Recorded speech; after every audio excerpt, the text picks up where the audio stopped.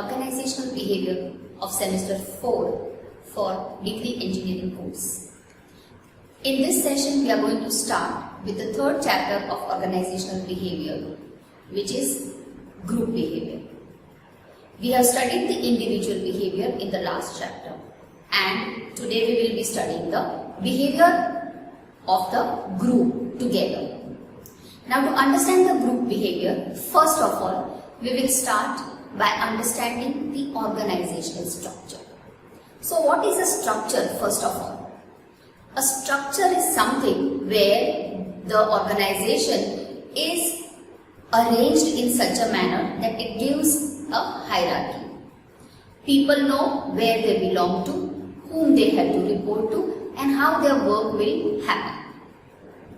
In fact, organizational structure defines how the activities such as the task allocation to every employee, the coordination with each other, the supervision are directed toward the achievement of the organizational goals.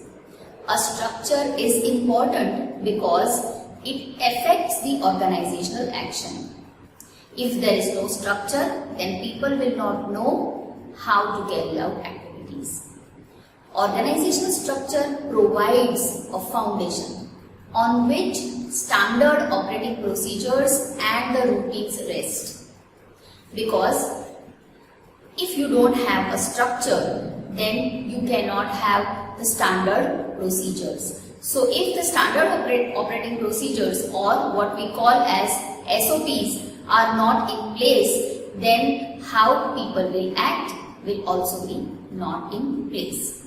A structure is the way in which the interrelated groups of an organization are constructed, and how people communicate with each other is also defined through organizational structure. Now, the main concerns of the organizational structure is the coordination between people as well as the effective communication. Now, organizations of all the sizes require the structure because it defines the levels of people, the hierarchy in the organization, and it defines how the overall system is going to work.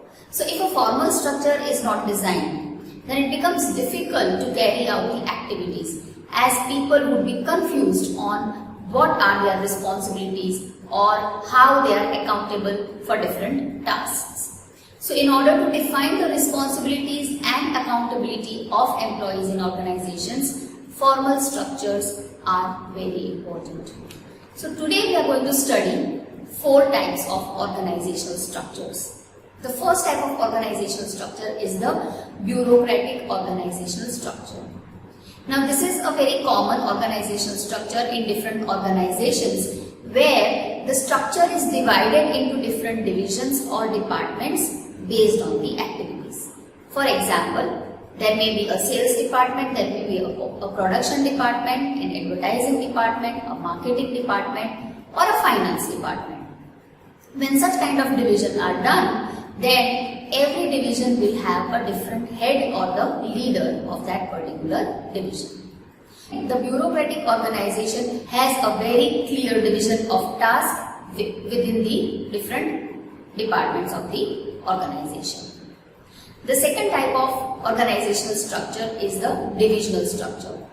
Now, the divisional structure is generally used by very large organizations which may deal with different products or may have different activities of their organization. So, such organization may have different verticals, or you can say different divisions, which may have leaders at the same levels.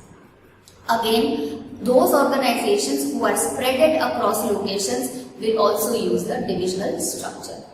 To give you an example, if you have been to a bank, you must have seen that there is one team who is taking care of the cash and there is another team who is taking care of the customer service. The cash management and the customer service are both different divisions of the organizations. Both of them may have leaders at the same level who will take care of both the activities.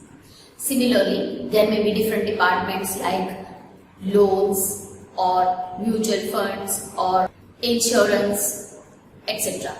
Again, in that also they may have different divisions. For example, in loans they may have the home loan department, or there may be the car loan department, or personal loan department, or educational loan department. So this is how, when an organization deals with different activities or different product lines, then the divisional structure is used. Again, for the same example, banks may have different branches at different locations. So every branch will have an individual who will be a branch manager. So all of them will be at the same level. Now divisional structure are always used for such kind of very large organizations. Now the third type of organizational structure is the flat hierarchy. Now flat hierarchy gives a lots of autonomy to people. Generally, flat hierarchy is used by small and medium organizations which have less number of people and less number of activities. Here, people may take their own decisions and work without any supervision. Flat hierarchy is only very successful in smaller organizations, because in large organizations, if flat hierarchy is used, then there is no control over activities. The fourth type of organizational structure is the matrix structure. Now the matrix structure is such a structure where an employee may work for one division or department as well as for the other. That means that there are overlapping tasks in the organization. So a person may report to various persons in the organization of different divisions. For example, if a person is working in sales, but that person may also be responsible for customer service, then that is a matrix structure. The matrix structure are more complex and they are also very difficult at the time of performance appraisal, because during performance appraisal, an employee's appraisal has to be done by two different division heads, and that makes it more complicated and time consuming.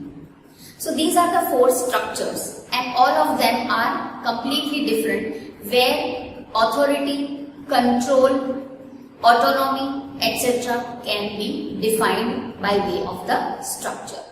Now these were only the four types of organizations which can happen, which are the conventional one. But due to changing technology and increasing employee involvement, also due to the new skills that people have and different ways of working, there are different forms of organizational structure which are emerging these days. Such organizational structures are made to achieve strong involvement of the employees, or to share activities with other similar organizations, or to make the optimum use of the technology, or to ascertain less rules and regulations. Such structures are used so that you can make alliances outside your organization at different levels. Now there are different such new types of organizational structures which do not have a very defined structure. For example, the first kind of structure is the network structure. So the network structure is one such structure which includes numerous separate organizations, and they come together to optimize interaction so that they can accomplish a common overall goal. Example, joint ventures. Now the second type of such structure is team organization. Now team organization is a structure where self-managed teams are there. They don't have any supervisors and they are free to manage their own access to resources or scheduling of their work or identifying and rotating members in the managerial roles. So such teams, they come together so that they can use the skills of various people.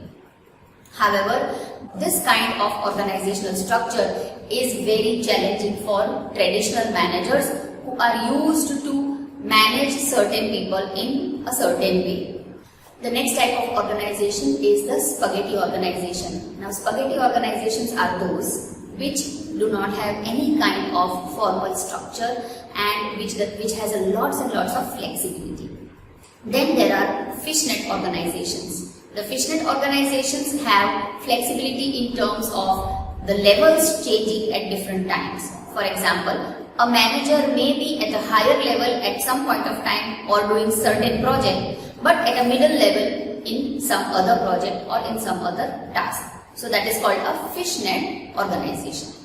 Then there are virtual organizations. Virtual organizations are highly prevalent in the present time.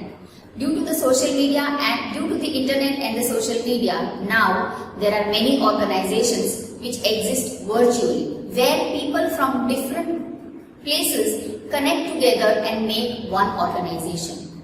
This kind of organizations have come into place so that skills of people from different places can be used. Also, it allows an easy communication with each other, and a global platform is available for the virtual organizations. Again, virtual organizations are good in terms of cost benefits because the cost of such organizations are very less. Lastly, there is an organizational structure which is called the learning organization. Now, in the learning organizations, there is no supervision by the managers. Managers act only as facilitators. And in such organizations, people always strive to enhance their processes. Their focus is more on enhancing the processes rather than sticking to the standard procedures. So these organizations have a goal of learning through the task. So people in such organization, they do the task, they learn from it, and then they change the procedure for the best. These organizations come into existence mainly so that they want to adapt to the fast changing environment in the world, and they want to become best in their performance every time. So these organizations strive to keep on changing themselves for the better after every task. Now, for such organizations, a continuous feedback process is very important, because the moment the person keeps on getting the feedback, the person or the organization will try to achieve something which is higher or try to improve in their tasks. So these are the various structures of organizations. Now, as we have seen that these structures are formed for various purposes and they work in a different manner. And all of these structures have actually the group of people. Now, how the different groups work, that we will understand in our next session. So I hope you have understood the importance of organization structure in the working of an organization and its importance in the organizational behavior. Thank you.